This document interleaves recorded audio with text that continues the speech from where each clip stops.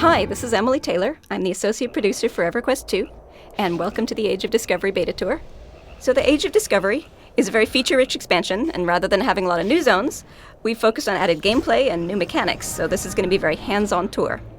We'll give you a chance to look at the new Beast Lord class, and then we'll head back to Freeport to hire some mercenaries. Finally, we'll look into the Dungeon Maker tool, and we'll learn how players can create and share their own dungeons. So if everyone's logged in, you should find that you're on your Beast Lord, and we're in Everfrost right now. Beast Lords have warders that they can tame, who work in combination with the Beast Lord to create a new style of combat tactics. So the Beast Lords have fewer buttons to press, but they have a more active and reactive playstyle than our other classes, as they react and interact with their warder. When you start a new Beast Lord, you have a warder already, and what species you get depends on your race, but as you travel around the world, you'll be able to tame animals from almost everywhere. So let's go ahead and tame a new warder. Most animals can be tamed by Beast Lords, and you get a special Beast Lord Sight ability when you start spending your AA points at level 20. You'll find that on your hotbar. It should be the first icon, and it looks like an eye. So, if you use that while you're standing near an animal, you should see that the animal will glow with a special effect, and that means that it's tameable. The second ability we've put in your hotbar is your Tame Warder ability. So to do that, you engage the animal in combat. When the animal is below 50% health, then you use your Tame Warder ability. So there are in total 16 different families of warders, for example, the cat family, the bird family, the canine family, etc. Each of them has slightly different offensive and defensive abilities, so you can figure out what suits you best. So Beast Lords are a class that players have been asking for since the game launched, and we're very excited to be bringing them back to North at last. And we've tried to make it a unique gameplay experience as well, with a lot more interactive elements between the Beast Lord and the Warder than our other classes have. We're fully supporting the Beast Lords by adding in all the class quests, class armor, even an epic quest, just like the other classes have. Welcome to Freeport, new improved Freeport. We've completely revamped the city. We've converted it from 4 separate zones into just one, as well as upgrading the appearance. But besides the visual improvements to Freeport, we've added a ton of new quest lines and lore for all of the evil races and classes, and these can be done from level 1 through 90. And since the game will be fully free to play when this content launches, you won't even have to spend a single cent to enjoy the new Freeport. Now you can see up here, this is the Overlord Citadel. On live servers in Freeport right now, it's crashed into the ground about where we're standing. So once Age of Discovery launches, you'll see that the Citadel's been restored to the sky overhead. It's also now accompanied by some smaller guard towers, which didn't exist previously. Where we're standing now is the Execution Plaza. Here you'll see regular executions of those who Lucan has judged to be traitors to the city. Lucan often shows up and carries out the executions himself, and there's one starting now if you want to take a moment to watch. And in case you're wondering, if you jump in that pit yourself, yes, you will die.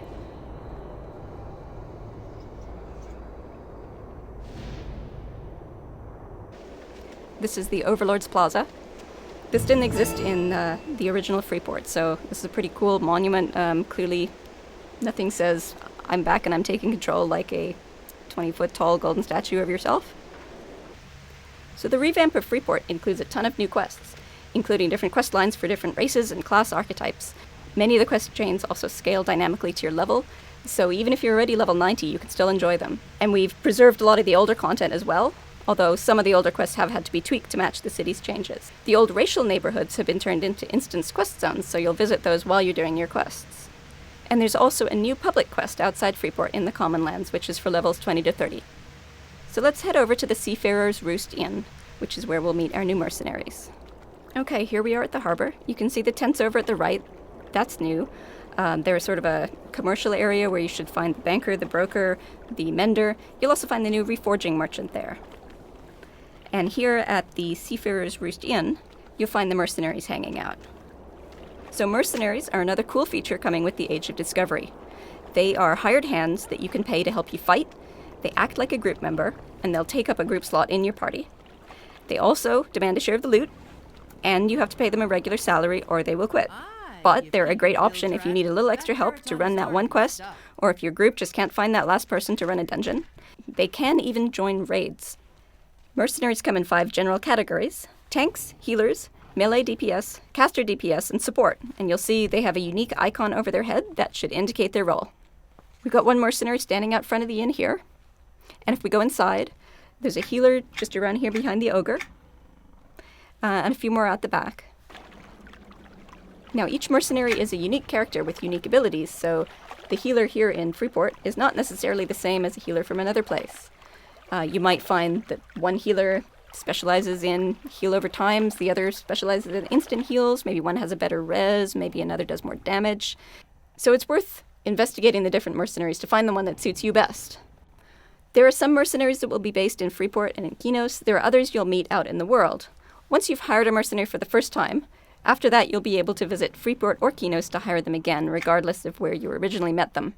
In addition to these normal mercenaries, there are a few rare mercenaries, which very rarely you may encounter. You'll find these out in the world. These are extra powerful mercenaries, and they have a cost to match, and they'll stay with you for only a limited time before they leave. But they are extra cool and extra powerful, and while you do have them, you're going to kick some serious butt. Alright, now on to our final stop. Let's take a quick look at Dungeon Maker. So, to access your dungeon, open your persona window again, that was the C button, and you'll also notice you've got a new tab there called Dungeons. Click on Dungeons, and in here there's a button where you can create a new dungeon, or if you're a trustee of someone else's dungeon, that will be listed in this list as well. And when you've created a few dungeons, you'll see this list is filled up. There's several themes to choose from. For example, you probably saw on the list there's Mistmoor, Crushbone, and the Lair of Scale. And within each theme, there are several different room layouts which you can choose from. So this should give people a good variety of options to choose from when you're planning your dungeon. This is obviously based on the Vampire Castle Mistmoor in Loping Plains. As you're probably aware, Dungeon Maker is a really exciting new tool that allows you to actually create and publish dungeons so that other people can fight through to win rewards. This is a groundbreaking feature, and we think it's going to be a huge hit, and we're very excited to see what the players in beta are doing with it already. You get rewards both as a builder of the dungeons and as a player, which makes this an exciting way to show off your creative skills. You'll probably notice you have a new window pop up on your screen called a toolbox. This is where you'll find your monster spawners, your effect objects, and decorations that you can put in your dungeon. Monster spawners are what they sound like. They will make monsters appear. Effect objects add effects to the monsters that they are placed near. So, for example, if you want to place a spawner now, and then select an effect object and place it near your monster, if you click on the object that you just placed, the effect object, it should tell you that it adds a buff, or it enhances some ability of the monsters that are near it. Some examples of effects might be adds a chance for every monster near the effect object to proc lightning damage when they attack, or increases the awareness radius so that they will call for help for monsters farther away than they would have otherwise, or increases the max health. So there are a lot of effects like that, and by choosing which ones you want, you should be able to customize each monster. The third category is the decorations. Decorations don't have any gameplay effect. They're just to make your dungeon look interesting. They include virtual items, which don't physically exist in your inventory. You'll only find them in your toolbox. And normal house items like carpenters make. And you can earn the spawners, the effect objects, and the virtual decorations in a number of ways, including through running dungeons or building dungeons and earning tokens that would let you buy more. Now you'll notice that the toolbox has a publish button at the top. Once you finish decorating your dungeon, this button allows you to publish the dungeon so that other players can enter and fight through it. And dungeon makers will receive reward tokens when players finish playing through their dungeon, and players also receive reward tokens for going through the dungeon. The tokens can be spent on a wide variety of things, including the Dungeon Maker spawners and objects, as I mentioned, also gear. There's some pretty cool stuff coming up. So that's the basic idea of Dungeon Maker. If you want to hop in and run through a dungeon, you can click on your Everquest 2 menu, that's the EQ2 button, and there's now a Dungeon Leaderboards option.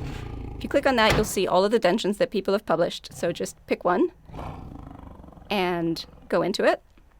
When you zone in, you'll notice that you have a dialog box listing a number of adventurers you can choose. When you're fighting through a Dungeon Maker dungeon, you don't fight as yourself at this point. You choose an adventurer to fight as. So right now you've got about 4 or 5 options to choose from. When this goes live, you'll be able to unlock more. You'll be able to obtain them in a variety of ways. And you can choose, each one has different abilities, so you can choose which one suits you best. On the right of your screen, you can see the group window to show you what all of your group mates have selected if you're running through the dungeon in a group. And that way you can choose your adventurer to suit what they've chosen. You don't need a group to run through a Dungeon Maker dungeon. It is optional. You can have as many or as few people as you like, but of course it's quite fun to run as a group. I'll just touch briefly on some other new features with the Age of Discovery. We also have the Trade Skill Apprentice system, which allows trade skillers to mentor an NPC and gain new recipes and get new quests from them. There's also the reforging system, which I mentioned briefly earlier, that allows you to reconfigure the stats on items of your equipment. And you can also add exciting new particle effects to your weapons. Thanks for joining the tour. We think these features are a ton of fun, and we hope that you're as excited as we are to join us in the Age of Discovery.